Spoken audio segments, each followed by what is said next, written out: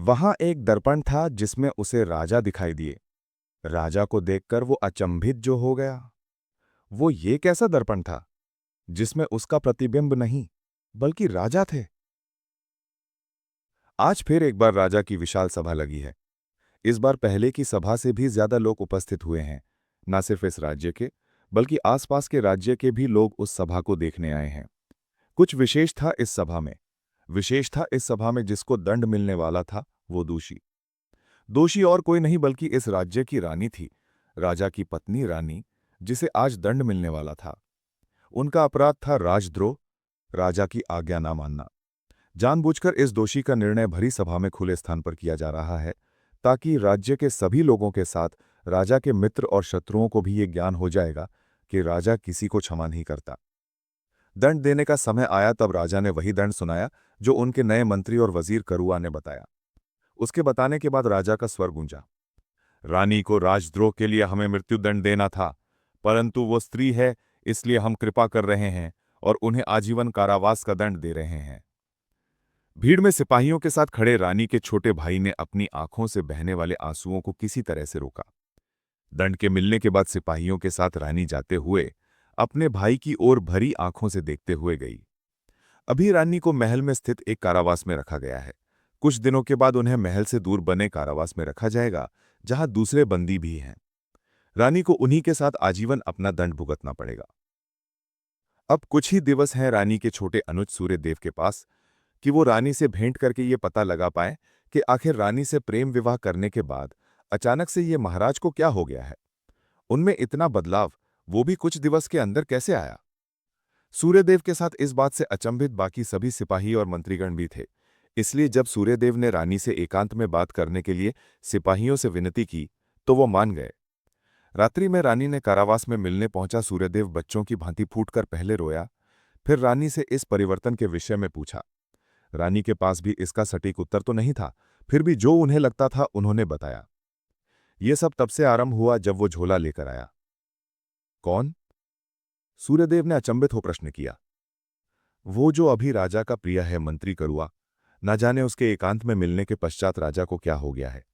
उस कक्ष में ना वो किसी को जाने देते हैं, ना ही उस कक्ष से रात्रि में बाहर आते हैं।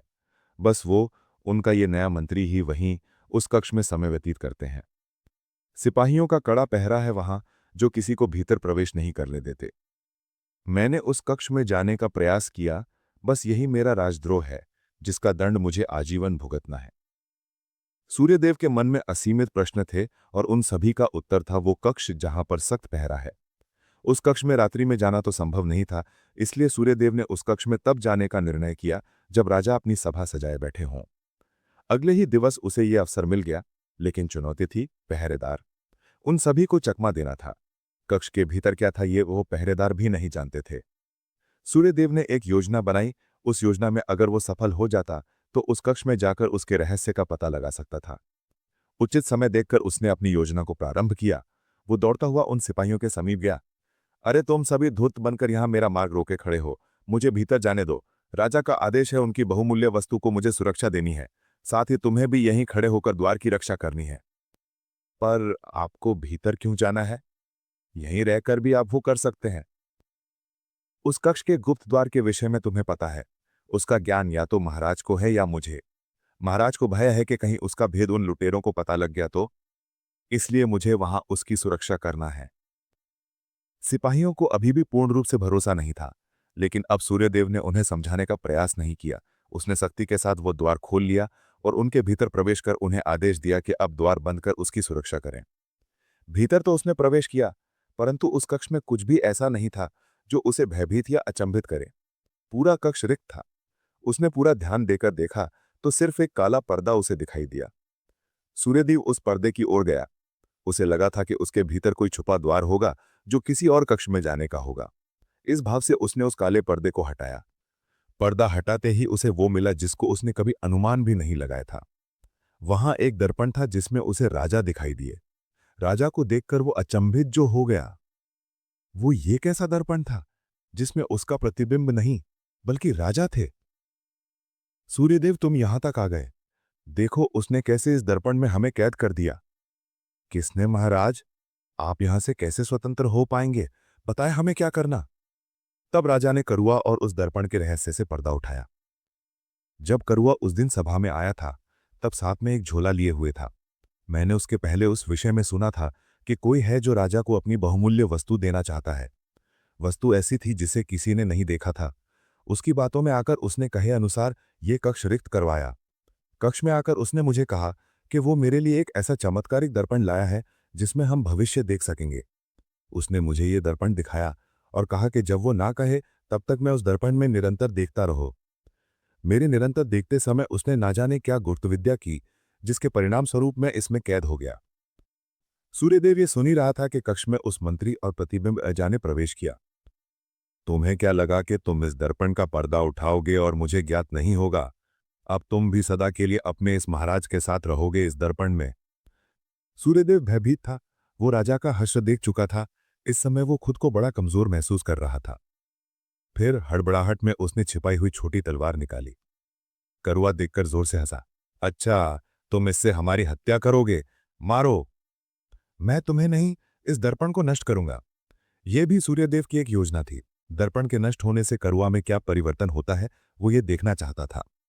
वो अपनी इस योजना में सफल हुआ। मंत्री भयभीत हुआ। ऐसा सोचना भी मत, मैं तुम्हें यहां से जीवित जाने देता हूं, तुम बस उस दर्पण को नष्ट मत करना। सूर्यदेव ने देखा कि सिर्फ मंत्री करुआ ही वार्ता कर रहा है। राजा का प्रतिबिंब कुछ भी प्रतिक्रिया नहीं दे रहा है। वो सिर्फ उस मंत्री की कठपुतली है।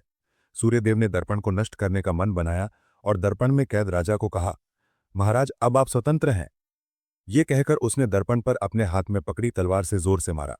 दर्पण बहुत कच्चा था, हाथ लगते ही चूर चूर हो गया। उसके चूर होते ही निकली एक चीख जो कि मंत्री करुआ की थी। सुबह फिर एक सभा सजाई गई। आज भी किसी को दंड देना है। दंड पाने वाले एक नहीं दो व्यक्ति थे, एक मंत्री और दूसरा सूर्यदेव। मंत्री और सूर्यदेव को बंधक बनाकर बेड़ियों में जकड़ा हुआ था।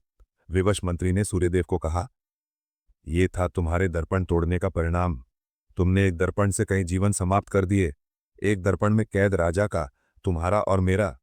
दर्पण के नष्ट होने से राजा नहीं, ये प्रतिबिंब स्वतंत्र हो गया है। पहले ये मेरी आज्ञा का पालन करता था, लेकिन अब इसे कोई नहीं रोक सकेगा। सूर्यदेव ने राजा के प्रतिबिंब को देखा। अहंकारी आंखें और मुस्कान लिए वो तनकर सिंहासन पर बैठा था। उसके मुंह से अंतिम वचन जो उन दोनों ने सुना था, वो था मृत्युदंड। आपको ये कहानी कैसी लगी हमें कमेंट कर जरूर बताएं। इसी तरह की अच्छी कहानियां आप यहाँ पर पढ़ सकते हैं। यहाँ उपस्थित शिक्षाप्रद कहानियां आपका मनोरंजन करने के साथ दिशा भी देंगी। तो बने रहिए हमारे साथ और हमारे वीडियो को लाइक कर दीजिए और सब्सक्राइब करके बेल वाले बटन को दबा दीजिए।